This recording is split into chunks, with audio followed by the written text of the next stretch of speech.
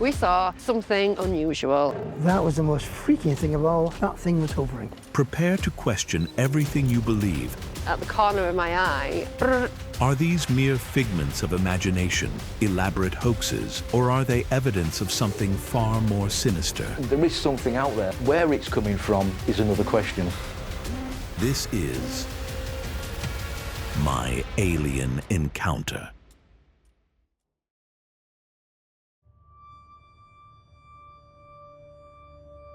"45 years ago, an eerie and life-altering event would ignite the spark for Phil Shepherdson's first novel.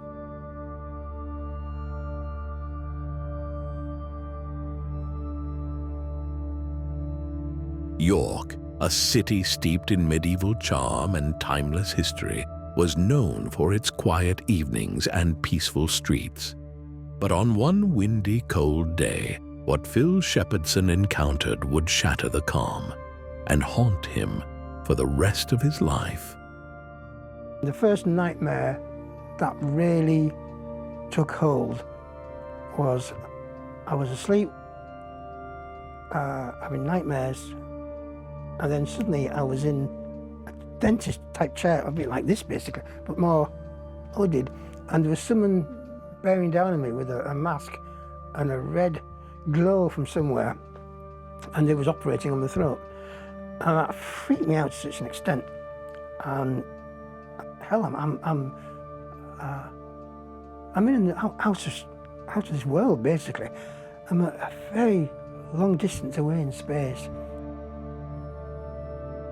It was supposed to be an ordinary, scenic motorbike ride through the country lanes of Easingwold. The moonlight illuminated the path, casting long shadows over the sleepy countryside. But as Phil rounded a bend, his gaze caught something on the left, something that shouldn't have been there, something unearthly. Stunned and unsure of what he had witnessed, the encounter gnawed at him, pulling him into a quest for answers. Determined, he sought others who might have glimpsed the same terrifying sight that night.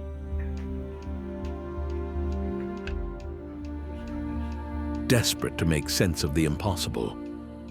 Could it have been a complete ridicule? What if it wasn't? When I had my experience in the field, furthest of my mind was an abduction experience. The only thing I can recall is the strange shape and also the unnerving silence of everything.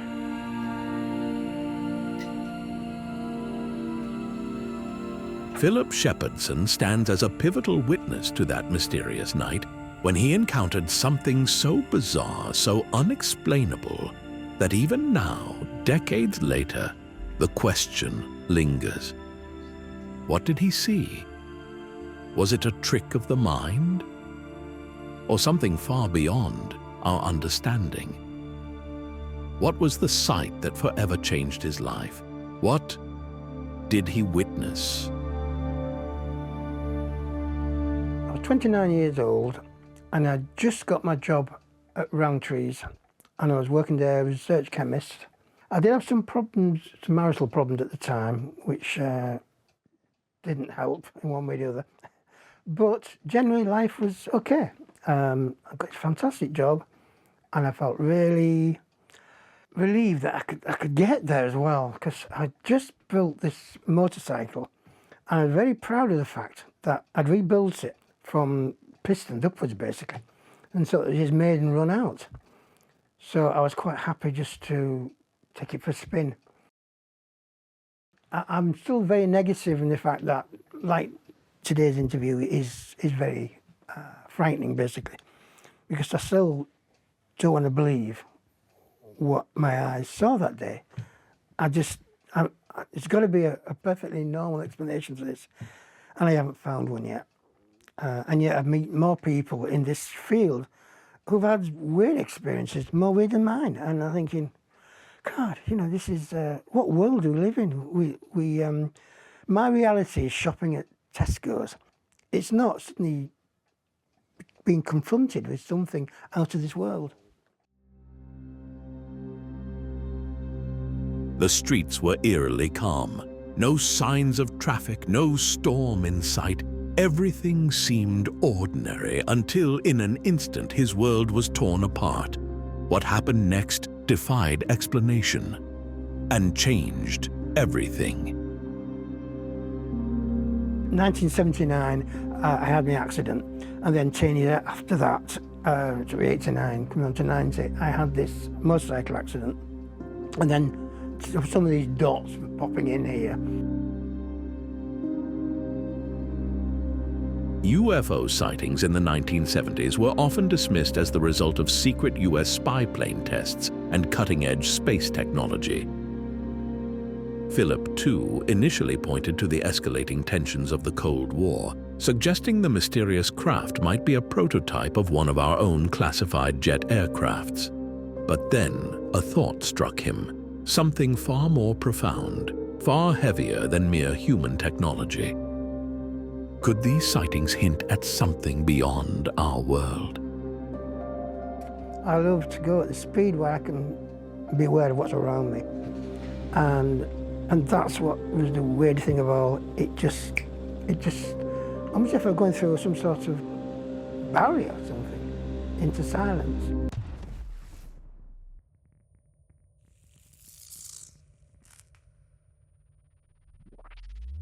I didn't like motorways or A-number roads. I liked the country lanes. And so I was travelling on the country lanes from Craig through to Hubie.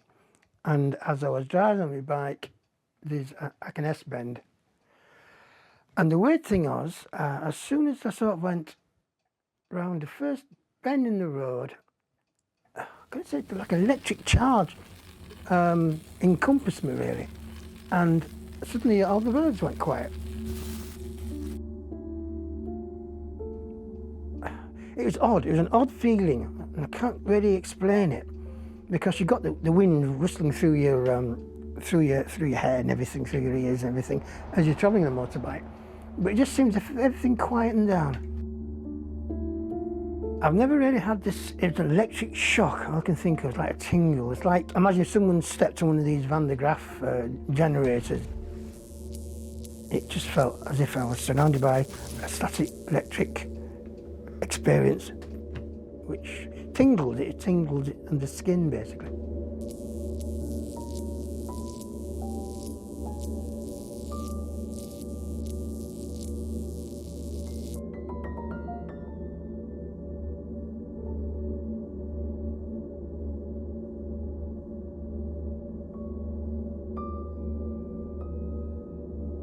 And then as I turned around and I looked to my left, and I saw this unusual small black object in the field.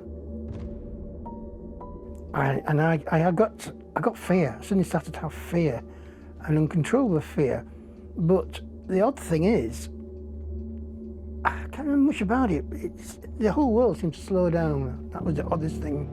The world seemed to slow down and stop as I was looking across at this weird craft. And at the time, I just remembered that there was some black humanoid creatures. I call them humanoid because, again, they didn't look right either. They were all thinner than your normal human, if you like. And they had some sort of black uniform on, which seemed to completely cover them. They were trying to push this craft away from the side of the road, as I can imagine.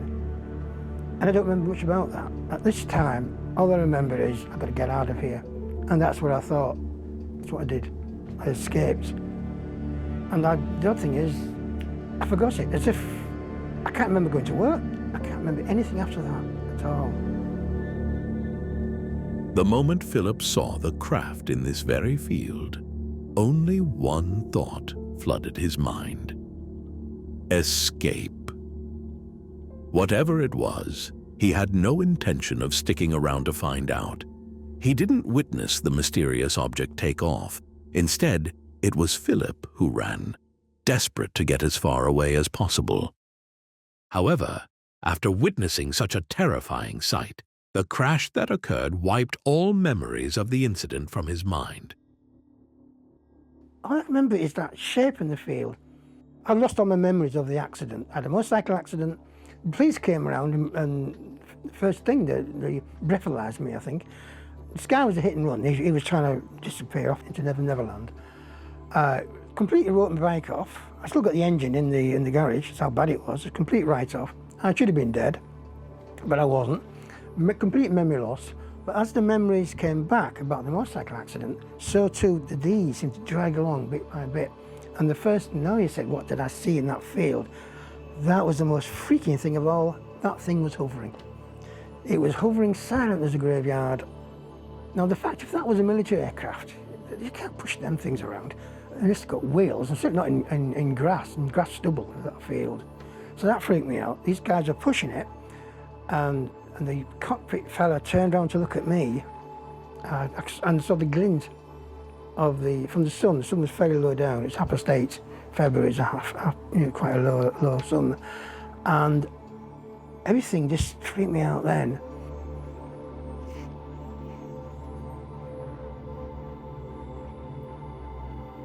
As I went round and saw the thing, the first thing that struck me was, after the silence, looking at the craft. It was nuts and bolts. It was something that you could actually, if I didn't think I did at the time, walk across and touch it. It was solid. It was a nice, solid shape. It was crisp. It wasn't these fuzzy blobs that UFOologists always seem to depict in the sky. This was nuts and bolts. It was perfectly shaped. It was not something strung together with bits of wire and whatever. And things didn't equate, but now I know that the whole world stopped with me, basically. And the guy in the cockpit, and I realised there was somebody in the cockpit, and that freaked me out, because at one minute I thought, this can't be real. And the guy in the cockpit, and it was like a plexiglass type cockpit, and again, this is terrestrial stuff I'm looking at. But the guy turned to look at me, and at some point the world stops. I don't remember anything else after that, really. Every so often, Philip finds himself drawn back to the site, hoping that something will jog his memory and bring clarity to that night. But on one visit, something unusual caught his eye. And this is where I noticed that where the lander, where the triangle shape had landed, none of the crops grew. It was a perfect triangular shape, completely barren of any form of vegetation at all. I just compelled that every year I had to go back and think it might reoccur, if you like, but it never did. And in a way, I would say thank goodness it didn't, really. Once was enough. Although his memory jittered, Philip refused to let go of the mystery. The questions gnawed at him, and he was determined to uncover the truth behind what he had seen.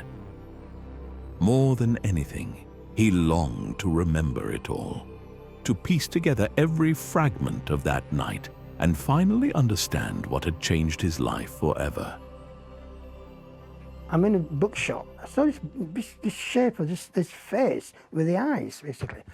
And that freaked me out at the time. I didn't join any connection up. It was just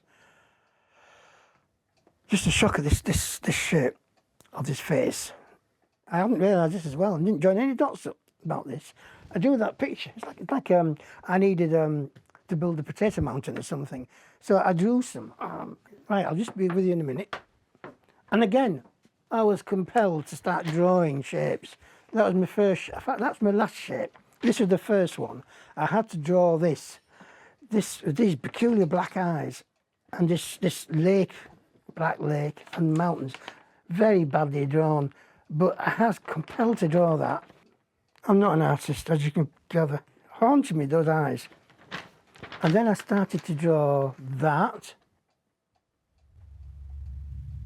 And I was compelled then, I've never drawn in my life, but if you ever have a couple of cutaway to that, I drew that. It took me about a couple of years to draw, but I was compelled to draw it. But drawing would be one of many things that Philip turned to, each destined to haunt him in return. And then the nightmares started to come back again. This time I met Cyril. I said, look, you do regressions. I've heard you do that, and you do hypnosis. And I want to know what my nightmares are. And then Cyril regressed me back to that day. And then more and more information came out. Memory regression is a method that taps into the subconscious using hypnosis to recover what practitioners believe are memories of past lives or distant incarnations. Could it be that Philip had finally accessed memories that had been hidden from him all along? Or had he somehow crossed the boundaries of time and space, transported to a place even more distant than his mind could fathom? The lines between memory, reality, and something far more mysterious were beginning to blur. Philip's thoughts began to drift beyond the boundaries of Earth, beyond anything familiar. He found himself contemplating the possibility of an alternate galaxy, a place where the craft he had witnessed might have originated. What if the truth he sought wasn't buried in his past, but in the stars? If, when I'm long and dead and gone, another century, if I am right, if this experience I had is real, then the astronauts at the time will see his galaxy. And that, I don't want to be alive then. That really would, I'd be committing suicide, I think, because it still freaks me out. If you imagine a person that just, a normal experience shopping at Tesco or Sainsbury's, a shopping person, suddenly, roughly I worked it out at 35,000 light years, I was standing, looking out of a window. That is one creepy thing to even contemplate. It even just, a Cyril regression, as regressing me at this time, I was freaking out, and he said, just calm down, this is just an alternative reality. Don't let it affect you. Just when Philip thought the mystery was over, he began to question his own sanity. Had it all been in his head? But just as he was ready to let go, something unexpected happened. Something that breathed new life into his story. The truth, it seemed, wasn't finished with him yet. At that time, at one of the conferences, because I started to give lectures about crop circles and things like that. And I met a guy who came, saddled up to me after this conference and said, he said, I was travelling towards Hubie that night. I was meeting my girlfriend in York, and it's about 2 a.m. in the morning. I'm driving back, and then suddenly this triangle-shaped object flew alongside of me. And what freaked him out, he said it was silent. It had lights all around underneath it. So it must have been up here, all lights underneath it, chasing him down the road, basically. And then it just shot away at high speed.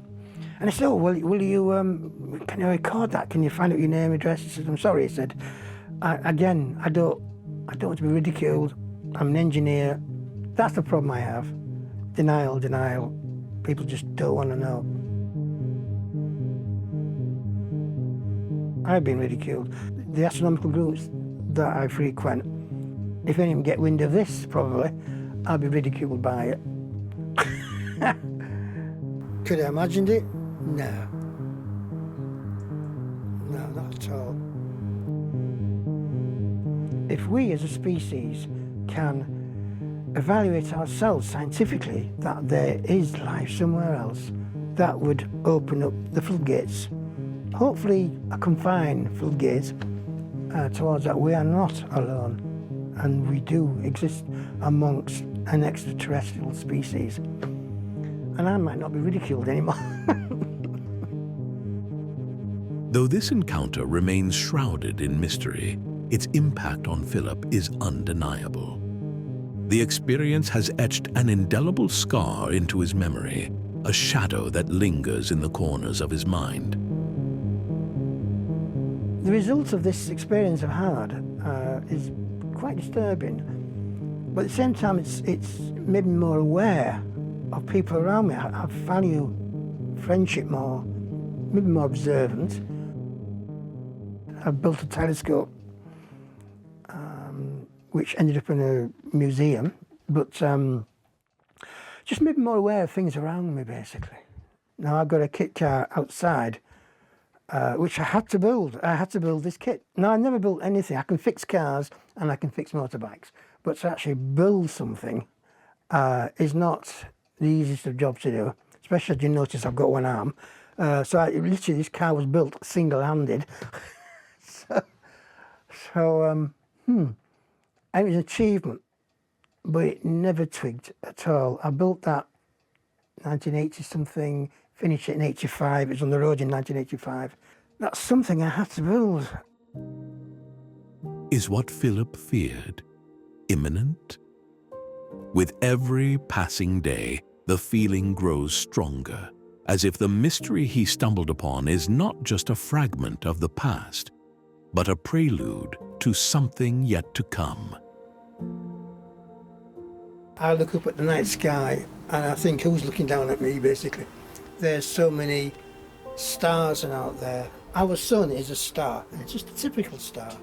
There are billions of stars, just like our sun.